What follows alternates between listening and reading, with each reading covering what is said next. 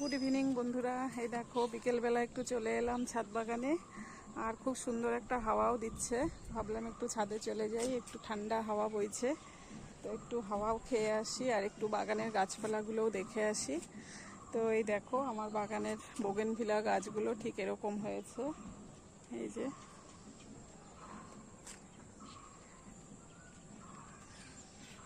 বর্ষার জল পেয়ে কিন্তু গাছগুলো বেশ সুন্দর হয়েছে। এখানে শুধু আমি বোগেনভিলা গাছগুলোই রেখেছি, এই যে। আর এখানে একটা এই যে হলুদ ফুলের গাছ আছে, খুব সুন্দর ফুলগুলো ফুটেছে।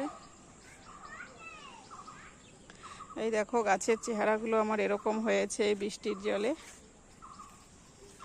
আর এদিকটা শুধু সবুজে সবুজ, একদম সবুজ হয়ে আছে। বৃষ্টির জলে গাছপালাগুলো আরো সবুজ হয়ে গেছে।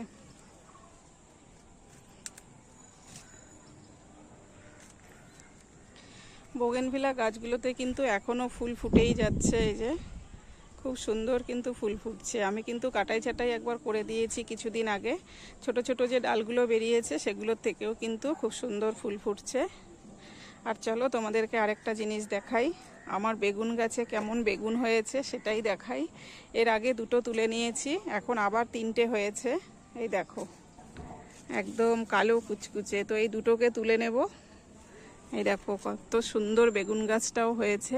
আর এখানে আরেকটা বেগুন হয়েছে, এই যে, এই দেখো, এই যে কত সুন্দর হয়েছে বেগুনগুলো।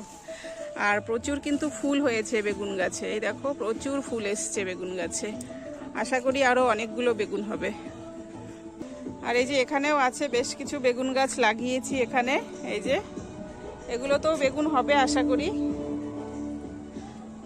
আর এখানে দেখাচ্ছি তোমাদেরকে, এই যে আমি লাউ গাছ লাগিয়েছিলাম, এই দেখো লাউ গাছটা কিন্তু এই যে এরকম হয়েছে, এতটা বড় হয়েছে। যেহেতু বাগানে এলাম সেই জন্য ভাবলাম একটু তোমাদের সাথে শেয়ার করি।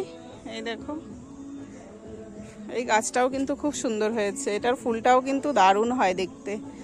ভিডিওটি তোমাদের কাছে কেমন লাগলো? ভালো লাগলে লাইক কমেন্ট শেয়ার করো, পেজটিকে ফলো করো। ঠিক আছে, টাটা বাই।